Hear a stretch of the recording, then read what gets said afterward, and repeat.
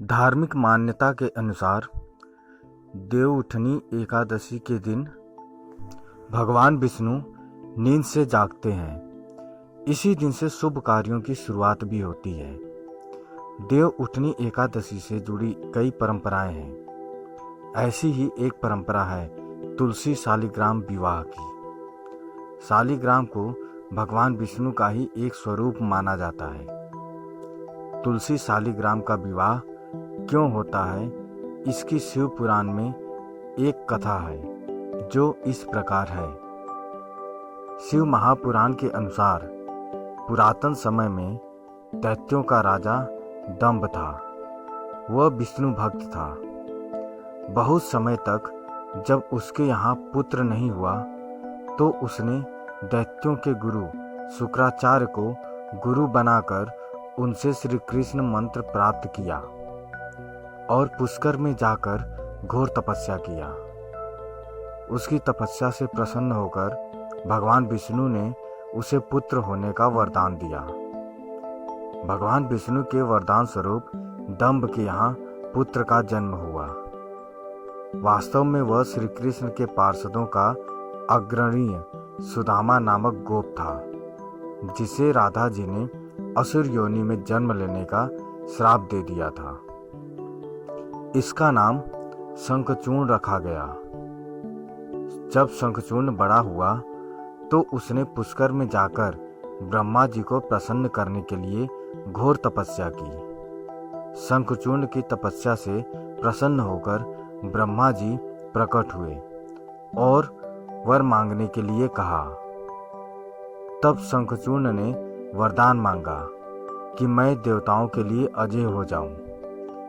ब्रह्मा जी ने उसे वरदान दे दिया और कहा कि तुम बद्रीवन जाओ, वहां धर्मध्वज की पुत्री तुलसी तपस्या कर रही है, तुम उसके साथ विवाह कर लो। ब्रह्मा जी के कहने पर शंखचूर्ण बद्रीवन गया। वहां तपस्या कर रही तुलसी को देखकर वह आकर्षित हो गया। तब भगवान ब्रह्मा वहां आए और उन्होंने शंखचूर्ण को गंधर्व विधि से तुलसी से विवाह करने के लिए कहा। शंखचूर्ण ने ऐसा ही किया। इस प्रकार शंखचूर्ण व तुलसी सुखपूर्वक विहार करने लगे। शंखचूर्ण बहुत वीर था। उसे वरदान था कि देवता भी उसे हरा नहीं पाएंगे।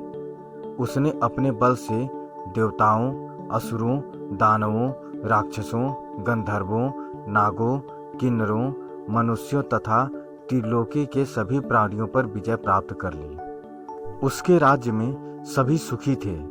वह सदैव भगवान श्री कृष्ण की भक्ति में लीन रहता था। स्वर्ग के हाथ से निकल जाने पर देवता ब्रह्मा जी के पास गए और ब्रह्मा जी उन्हें लेकर भगवान विष्णु के पास गए। देवताओं की बात सुनकर भगवान विष्णु ने बोला कि शंखचूर्ण की मृत्यु भगवान शिव के त्रिशूल से निर्धारित है। यह जानकर सभी देवता भगवान शिव के पास आए। देवताओं की बात सुनकर भगवान शिव ने चित्ररथ नामक गण को अपना दूत बनाकर शंखचूर्ण के पास भेजा। चित्ररथ ने शंखचूर्ण को समझाया कि वह देवताओं को उनका राज्य लौटा दे, लेकिन शंखचूर्ण ने कहा कि मैं महादेव के साथ युद्ध किए बिना देवताओं को उनका राज्य नहीं लौटाऊंगा। भगवान शिव को जब यह बात पता चली तो वे युद्ध के लिए अपनी सेना लेकर निकल पड़े। शंखचूर्ण भी युद्ध के लिए तैयार होकर रणभूमि में आ गया। देखते ही देखते देवता व दानवों में घमासान युद्ध होने लगा। वरदान के कारण शंखचूर्ण को देवता हरा नहीं पा रहे थे। शंखचूर्ण और देवताओं का युद्ध सैकड़ों सालों तक चलता रहा। अंत में भगवान शिव ने शंखचूर्ण का वध करने के लिए जैसे ही अपना त्रिशूल उठाया, तभी आकाशवाणी हुई कि जब तक शंखचूर्ण के हाथ में श्री हरि का कवच है और इसकी पत्नी का सतीत्व अखंडित है, तब तक इसका वध संभव नहीं होगा। आकाशवाणी सुनकर भगवान विष्णु वृद्ध ब्राह्मण का रूप धारण कर शंखचूर्ण के पास गए और उससे श्री हरि कवच दान में मांग लिया। शंखचूर्ण ने वह कवच बिना किसी संकोच के दान कर दिया। इसके बाद भगवान विष्णु शंखचूर्ण का रूप बनाकर तुलसी के पास गए। वहां जाकर शंखचूर्ण रूपी भगवान विष्णु ने तुलसी के महल के द्वार पर जाकर अपनी विजय होने की सूचना दी।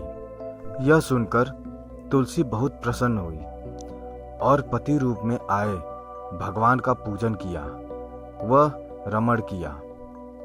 तुलसी का सतीत्व भंग होते ही भगवान शिव ने युद्ध में अपने त्रिशूल से शंखचूर्ण का वध कर दिया। कुछ समय बाद तुलसी को ज्ञात हुआ कि यह मेरे स्वामी नहीं है। तब भगवान अपने मूल स्वरूप में आ गए। अपने साथ छल हुआ जानकर शंखचूर्ण की पत्नी रोने लगी। उसने कहा, आज आपने छल पूर्वक मेरा धर्म नष्ट किया है और मेरे स्वामी को मार डाला। आप अवश्य ही पाषाण हृदय हैं, अतः आप मेरे श्राप से अब पाषाण पत्थर होकर पृथ्वी पर रहें। तब भगवान विष्णु ने कहा, देवी, तुम मेरे लिए भारतवर्ष में रहकर बहुत दिनों तक तपस्या कर चुकी हो। अब तुम इस शरीर का त्याग करके दिव्य देह धारण कर मेरे साथ आनंद से रहो। तुम्हारा यह शरीर नदी रूप में बदलकर गंडकी नामक नदी के रूप में प्रसिद्ध होगा। तुम पुष्पों में श्रेष्ठ तुलसी का वृक्ष बन जाओगी और सदा मेरे साथ रहोगी। तुम्हारे श्राप को सत्य करने के लिए मैं पाषाण शालिग्राम बनकर रहूंगा। गंडकी नदी के तट पर मेरा वास होगा। नदी में रहने वाले करोड़ों कीड़े अनेक तीखे दांतों से काट काट कर उस पाषाण में मेरे चक्र का चिन्ह बनाएंगे। धर्मालुजन तुलसी के पौधे व शालिग्राम शिला का विवाह कर पुण्य अर्जन करेंगे।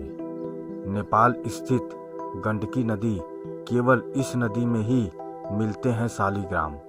परंपरा अनुसार देव प्रबोधिनिधि एकादशी के दिन भगवान शालिग्राम व तुलसी का विवाह संपन्न कर मांगलिक कार्यों का प्रारंभ किया जाता है।